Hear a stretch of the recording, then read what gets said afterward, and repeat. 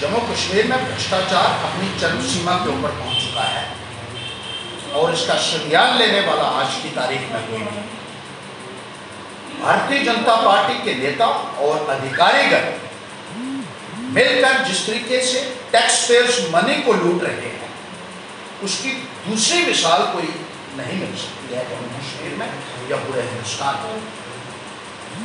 जिस तरीके से मुख्तलिफ महकमा जात के अंदर ये कहा जाता है कि पैसा रिलीज किया जा रहा है, किताबों में रिलीज होता है, लेकिन ज़मीनी सतह के ऊपर उसका कोई भी इम्पैक्ट जो है वो देखने को नहीं मिलता है। चाहे वो रूरल डेवलपमेंट डिपार्टमेंट है, चाहे वो PHE डिपार्टमेंट है, चाहे वो एजुकेशन डिपार्टमेंट है, चाहे वो हेल्थ डिपार्टमेंट है या दूसरे डिपार्टमेंट हैं, किताबों में खर्चा किया हुआ दिखाया जाता है, लेकिन ज़मीनी सतह के ऊपर कहीं भी ग्राउंड के ऊपर डिलीवरी नजर नहीं आती है।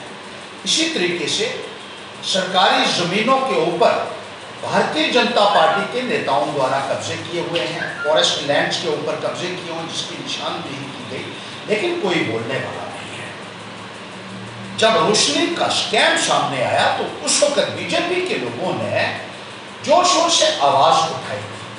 उस वक्त बीजेपी को लोग जरूर बोले, लेकिन जब उनके अपने MLA का नाम रोशनी स्कैम में आया तो उन्होंने रोशनी का नाम लेना ही बंद कर दिया।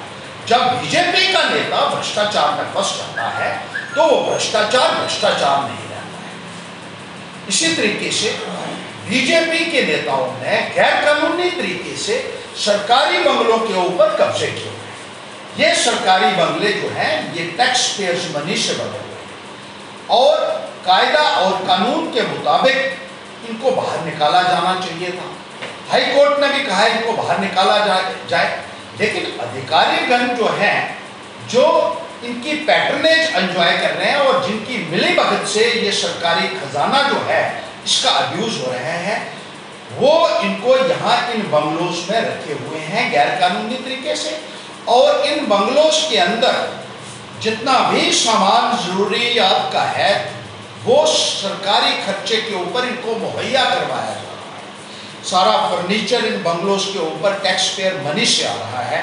Fixtures, furnitures, AC, fridge, coolers और दूसरा जो TV है, बेशकीमती सामान टैक्स पेयर्स मनी से खरीदकर इनके बंगलोज में पहुंचाया जा रहा है, जिसका खुलासा बार बार पैंतीस पार्टी ने किया, लेकिन इनको पूछने वाला कोई नहीं है। सरकारी गाड़ियां जो टैक्स पेयर्स मनी से खरीदी गई हैं, सिक्योरिटी व्हीकल्स जो टैक्स पेयर मनी से खरीदे गए हैं, वो बीजेपी के वर्कर्स को दिए गए हैं। बहुत सारे कर्मचारी पुलिस के और सिविल के बीजेपी के नेताओं के साथ अटैच किए हुए हैं।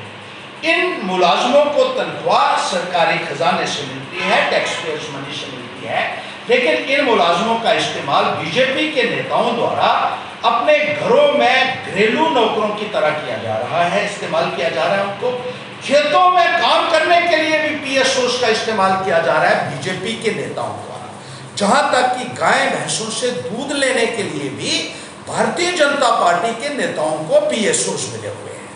जिस तरीके से टैक्स पेयर्स मनी का एक लूट हो रही है जम्मू कश्मीर के अंदर, इसका संज्ञान लेने वाला कोई नहीं है। और आज की तारीख में बुद्धिजीवियों को भी डराया हुआ है कि वो बोल नहीं सकते हैं।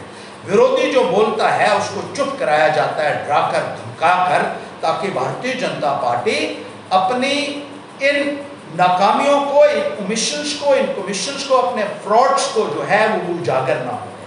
मुलाजमों का DA पिछले 1.5 साल से काटा जा रहा है, वो पैसा कहाँ जा रहा है, ऐसा कहा जा रहा है, वो पैसा भी Bharatiya Janata party election campaigns में लगा रही है और बीजेपी के दफ्तर खोलने में लगा रही है। क्या कोई संज्ञान लेगा जो भ्रष्टाचार आज की तारीख में भारतीय जनता पार्टी की सरकार ने बचाया हुआ है और अधिकारियों के साथ मिले भगत से जिस तरीके से टैक्स पेयर्स मनी को लूटा जा रहा है, उसके खिलाफ आवाज उठाने वाला आज पैंतीस पार्टी के अलावा कोई नहीं है। और मैं पूछना चाहता हूं उन दिल्ली के नेताओं से जो कहते थे न खाऊंगा न खाने दूंगा, क्या आप इसका संज्ञान लेंगे?